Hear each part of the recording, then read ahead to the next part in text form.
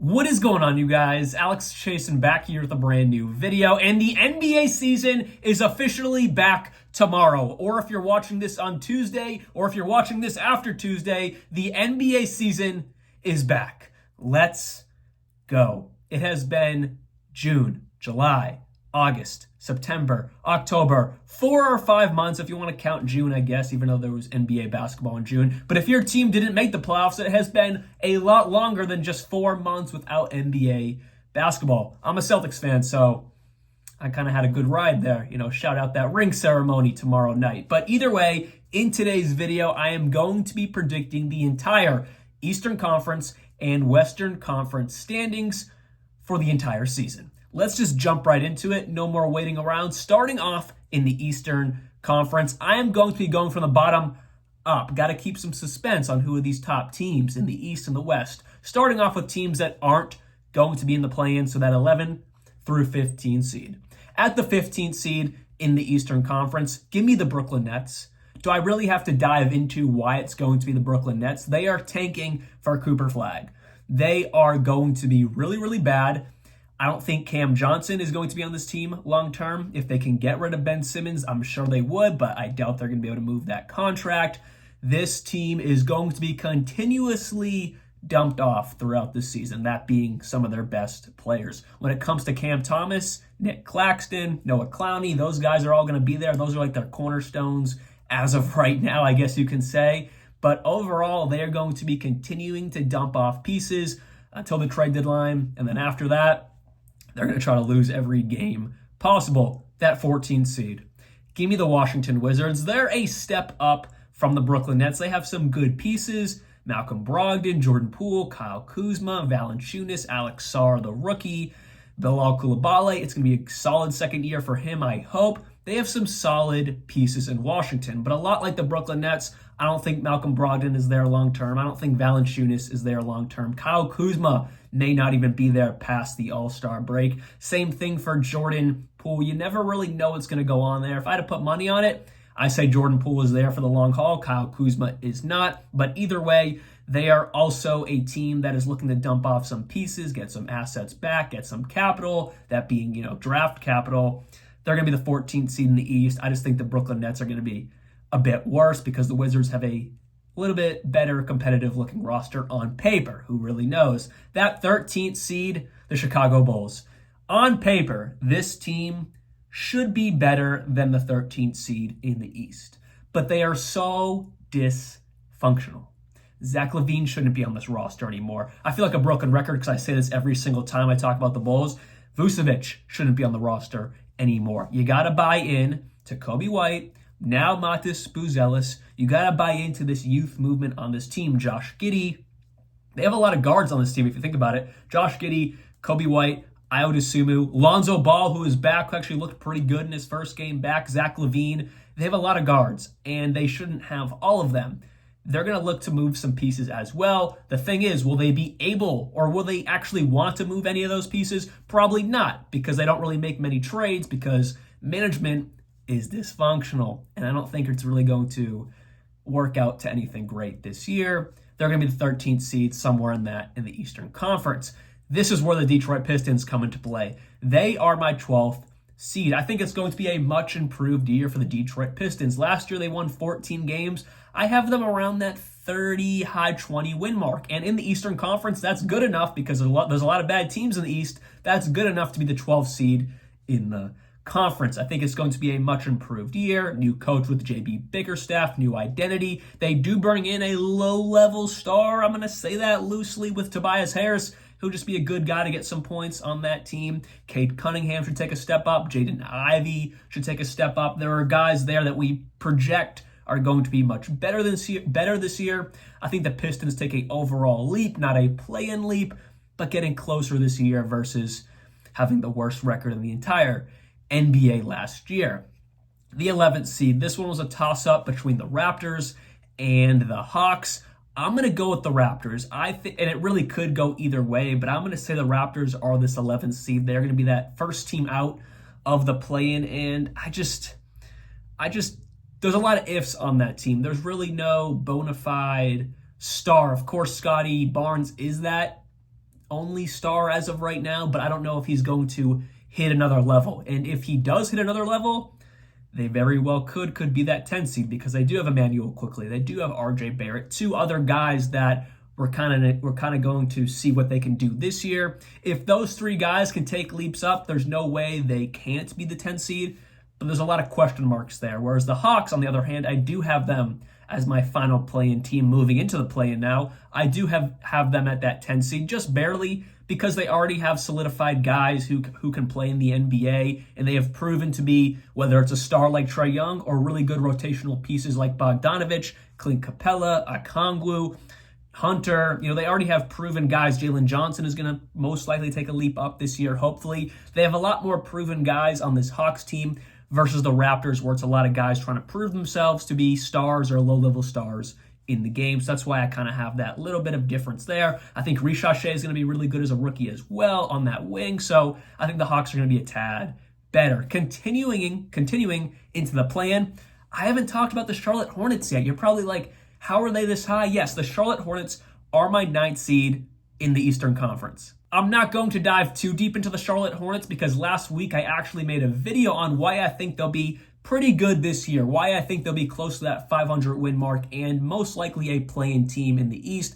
Just made a video on that, so I'm not going to dive too deep into it. But in short, if LaMelo Ball and Brandon Miller, Miles Bridges, they can all stay healthy, that's one of the best trios in the NBA. I'm not talking about a playoff team, championship team, but to at least get into the play-in, there's no reason why they can't be with that star power, plus a other list of things I talked about in the video, so go check that out after this one. The 8th seed, it's going to be the Miami Heat. They are going to be continuously that 8th to 7th seed in the East. If you just look at the standings and look at the teams in the East, they're not good enough anymore to be much higher than that. I know it's a contract year for Jimmy Butler, so he's going to really, really try this season instead of just waiting for the playoffs, or instead of just waiting until he faces the Boston Celtics in the playoffs. But at the end of the day, I don't think they have enough to really compete with the teams above them, but it's going to be close. I mean, realistically, that 8 to 3 seed could fluctuate. You look at last year's standings, the Miami Heat had 46 wins, and the 3-seeded Milwaukee Bucks had 49 wins.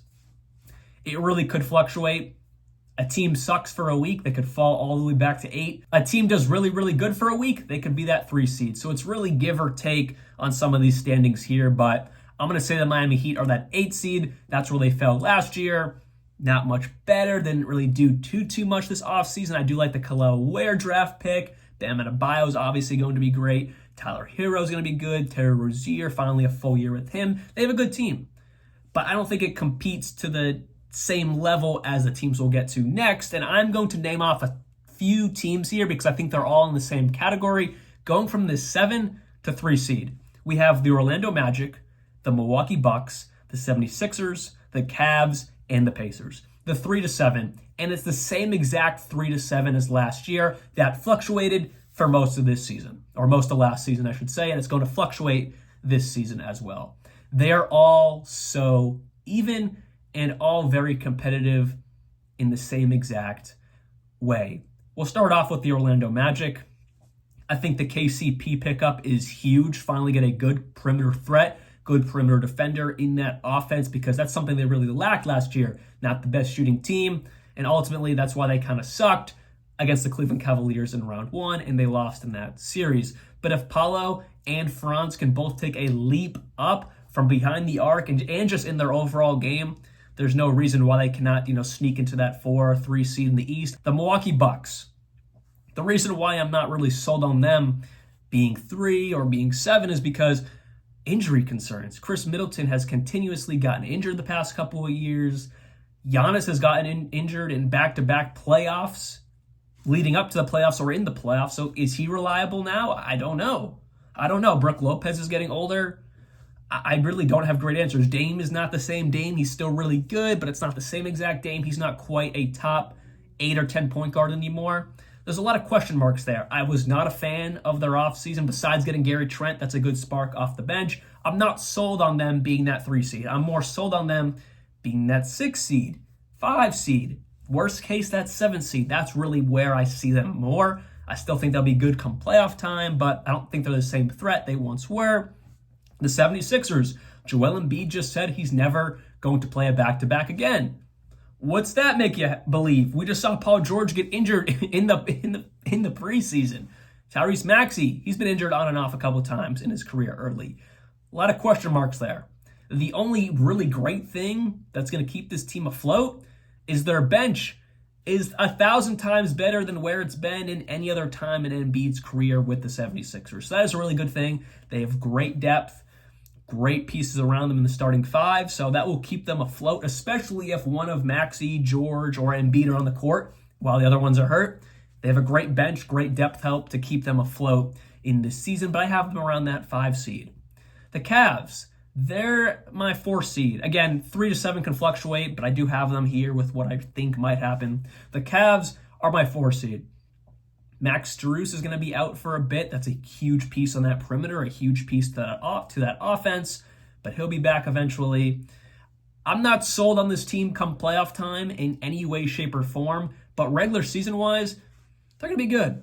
They're going to be competitive. They're going to be the same team they were last year, the year before that. Again, not sold in any way, shape, or form. This is a really good playoff team, but regular season-wise, they're going to dominate most nights. They have a great build-up or a great build of their roster for the regular season. And then one thing I'm relatively confident with is the Pacers are going to be really, really high in this 3 through 7 grouping here. I am extremely high on the Pacers. It's now a full year with Pascal Siakam, another year for a leap in Tyrese Halliburton's career. Andrew Nembhard look amazing in the playoffs. Can he carry that into the regular season? They have fantastic depth.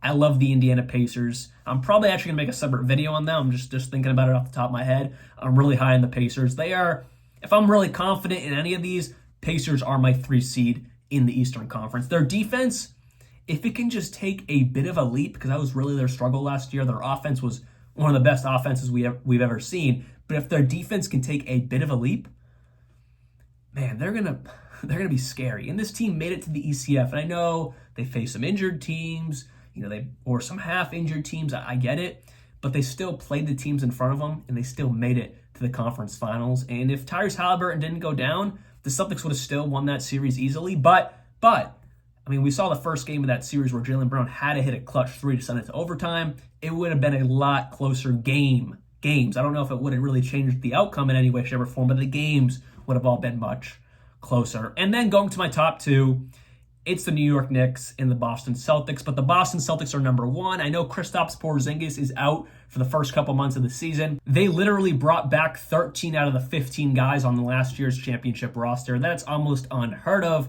and all the guys that really mattered are back.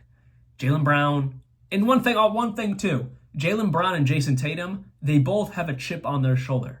You never see that. You win the championship and the chip is gone, but they actually have more chips on their shoulder than last year. Tatum, didn't really play in the Olympics. He's pissed off about that. You look at Jaylen Brown, pissed off for not getting selected for the Olympics and other issues like that. They both have chips on their shoulders coming into this season. They're going to dominate this season again. They are my 1st seed in the East. And then my 2 seed, it's the New York Knicks.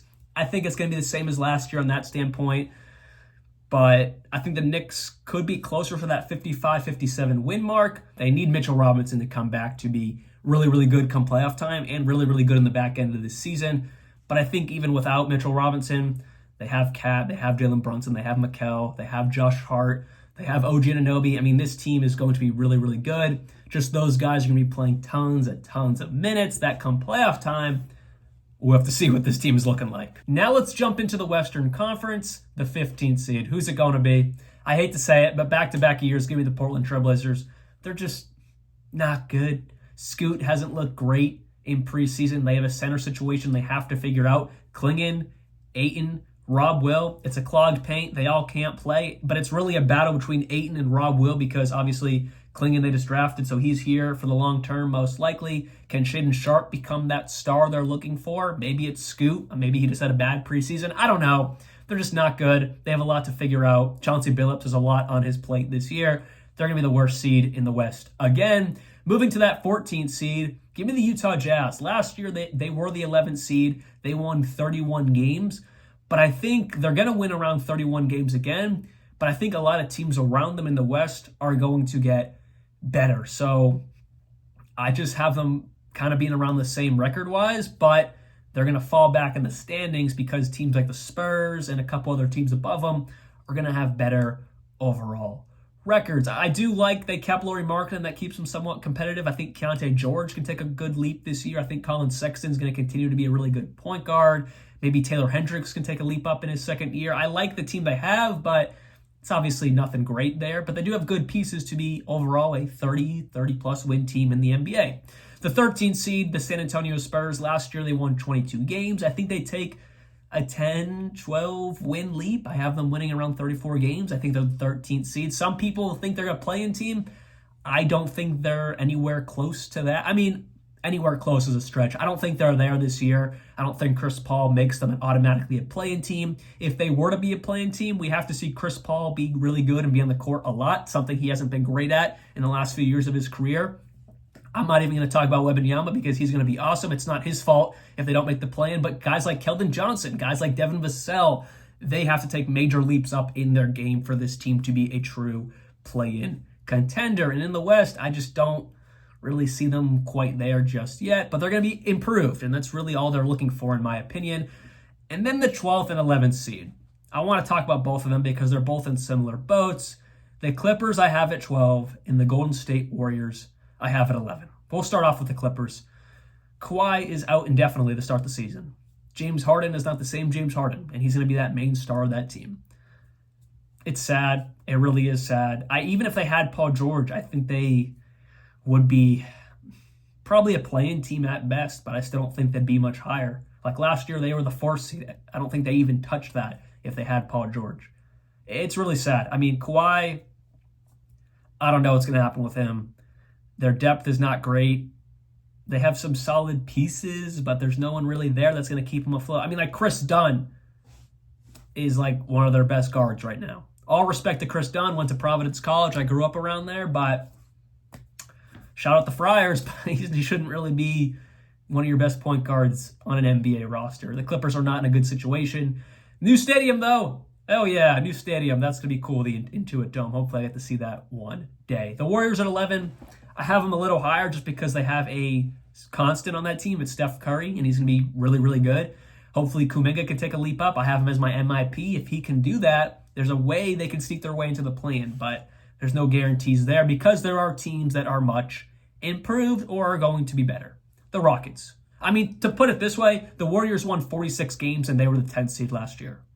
They're not going to get 46 wins. I just don't see that as a possibility. Same thing for the Clippers. The Rockets are my 10th seed. People are really high on them. I'm high on them to be improved. They won 41 games last year. I think they win 45 this year, but I'm not high on them to the point where I think they'll be like that 7th or 6th seed. I made a whole video on the Rockets. I'll put that link up top if you want to check that one out. At that 9th seed, the 9 and 8 spot I think are very close. It's the Lakers and the Pelicans. The Lakers, I also just made a video on them. They're really interesting. I think they are going to be improved this year, but I don't think they're going to be improved to the point where they're not a play-in team. Like, I don't think they're a playoff team. I think they are kind of stuck in that play-in range with the way the roster is constructed right now, buying all into LeBron James and just making him happy. There's some faults with that, and that just kind of makes you a very middle-of-the-road team in the West. I mean, this is a 47-win team we're talking about. If they were in the East, they'd be a top, 6 seed, but they're not in the East. They're in the West, and they're just not going to be amazing in this conference. The Pelicans at 8, they would be much higher if their center position was just not a gaping hole. Their center right now is Herb Jones. Roll Tide. I mean, I go to the University of Alabama. I love Herb Jones, but he should be no team starting center. He should be your starting 3 or 4 if you really want to talk about him starting. But they have Yves Missy and Daniel Tice. Those are their only actual centers on the roster. Not cutting it. They're going to struggle a bit if they don't get that figured out this season. And then my 7th seed. And my 4 through 7, a lot like the West last year, it's going to fluctuate. So I'm going to kind of do the same thing I did in the East. I'm going to talk about my 7 through 4 seeds. My 7th spot, I have the Sacramento Kings. My 6th spot, I have the Memphis Grizzlies. My 5 spot, I have the Denver Nuggets. And the 4 seed, I have the Dallas Mavericks. We'll just kind of go back here. The Kings, they're going to be really good. They're going to be much improved. Last year was a surprisingly kind of back year for them after a really good year the year before that, but they still won 46 games last year. I think they'll win closer to that 49-50 win mark this year, which will make them around that 7th to 4 seed in the West. It's going to be a good year. They brought in DeMar DeRozan. Hopefully Keegan Murray can take a leap up. Malik Monk can stay at that six-man level. Maybe we see more from Keon Ellis. And at the end of the day, they have Sabonis and Fox. They're going to be a good team. They just have to kind of figure out how to space the floor a bit better, and that starts with Keegan Murray taking a leap up in his game. The Grizzlies at 6. I really wanted to put them higher. I really did, but I just can't do it because I'm not really sold on their depth. I'm sold on their starting 5. Ja Morant, Marcus Smart, Desmond Bane, Triple J, and Zach Edey. I'm sold on that. But their bench unit is just not quite up to par, in my opinion, to really take that 3 seed leap in the West. But I think they'll fluctuate between that 4 and 7. I just have them in that back end of the 4 to 7, around that 6 seed. My 5 is the Denver Nuggets. I'm not overly high on them. I don't really like that back-to-back off seasons. They've lost Bruce Brown and KCP. They're betting all their odds on Christian Brown becoming a really good starting 2-guard. Hasn't really proved that in any way, shape, or form. He's proved he's a good rotational piece off the bench, but not a starting guard in the league. Just not overly high on them, but they're going to be good because they have Jokic, Murray, MPJ, Aaron Gordon. They have those good 4, but everyone else, they have to prove a lot this year because they're all mostly very young in the NBA. My 4th seed, give me the Western Conference champs, Dallas Mavericks. I don't think they're quite in the top echelon. I don't think they're really there roster-wise, but they do have Klay Thompson, who has looked pretty streaky still in preseason, which I guess should be a concern. We'll have to really see how this plays out this year. But if he can just provide above average 3-point shooting, which he even did last year. I know he had a really bad year last year, but it was still above average from behind the arc. If he can provide okay perimeter defense, then it's really all you need from him at this point in his career. Dante Exum is having surgery, or did have surgery on his wrist. He's going to be out for a bit. He was really key to them last year. So I just don't quite have them at that top 3 seeds, but I still think they'll be around that 50-win mark, which in the West, you're going to be that 4th seed, and they have Luka and Kyrie, Gafford and Lively. Those 4 right there do amazing things in the pick and roll, especially with Lively. They're going to be really, really good again this year. And my top 3 seeds, right? So I have the Phoenix Suns at 3. A lot of people are like, what are you talking about?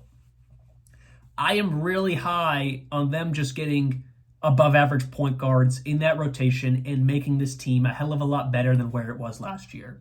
And also, this team still won 49 games last year with on and off injuries with Book, KD, and Beal. They could have similar scenarios this year, and I think they can win 6 more games because they have point guards in Monte Morris and Tyus Jones who will be able to continue to run the flow of that offense without something crazy going on. So I just think they're much improved in the areas they needed improvement in, and I think they can be the 3 seed in the Western Conference. The 2 seed, the Minnesota Timberwolves. This one, I don't feel as confident as the rest because, of the trade that just went down, losing Cat and all that. But I'm really high on the acquisition of Dante DiVincenzo. I think they'll figure out the spacing with Julius Randle. I think Anthony Edwards will take an MVP-esque leap. I don't think he'll be the MVP, but I think he can get to that conversation. I'm high on the overall 1 to 8, 9, 10-man rotation of the Minnesota Timberwolves, more than where it was last year. You look at the star power, of course, Cat is better than Randle, but I've talked about this in the videos I made about this trade. Dante DiVincenzo is going to be so key to this team because they got better depth-wise. They really needed that. Now they don't have to rely on Dillingham as much to be really good off the bat, even though he was really pretty good in preseason. I think the depth in Minnesota is better than where it was last year, even though they do take a little bit of a hit in that starting 5 spacing-wise and just star talent-wise. I don't really think it matters too much because Ant is going to take a huge leap in his game. We all feel that. He already took a leap last year. I think the sky's the limit for the kid. I'm high on the Wolves, and I think they'll be a really, really good regular season team. And come playoff time, maybe they'll struggle a little bit because, the star talent isn't quite there, and maybe Julius Randle just can't carry the load as much as someone like Cat did. But you go to that bench, and it's one of the best benches in the NBA in the regular season and probably in the playoffs as well. It's going to be really good for them compared to where they were last year. My number 1 seed in the West, there's no surprise here. Give me the OKC Thunder. I know iHeart just went down with an injury, but they still won 57 games last year. They were the number 1 seed in the West. They're going to do similar things And then iHeart will be back eventually. He's not going to be out too long, but I was really looking forward to iHeart being with this team all year. Isaiah Hartenstein will be reevaluated in 5 to 6 weeks. Yeah, that sucks. I'm not gonna say it doesn't suck, but they were still a really good team last year without him, and they still have Alex Caruso, who's going to make a major impact right away. They'll be really good yet again in the West. And then when Isaiah Hartenstein does come back in December-ish, I mean, the sky's the limit for this team, and they're going to dominate the regular season. I'm not sure if I'm sold on them being Western Conference champs. That'll be a conversation for down the road. But regular season-wise, I am sold on them yet again to be a powerhouse in the NBA. So with that said, that has been my entire Eastern and Western Conference standings predictions for the 24-25 NBA season. In the comments, let me know what you're thinking, what you agree with, what you disagree with, or just put your entire standings in the comments. I'll take a look at those. I'll let you know what I'm thinking as well. Anyways, hopefully you guys did enjoy today's video. I'll be back very soon, and the NBA season finally starts. The wait is over. See y'all very soon, and like always, peace out.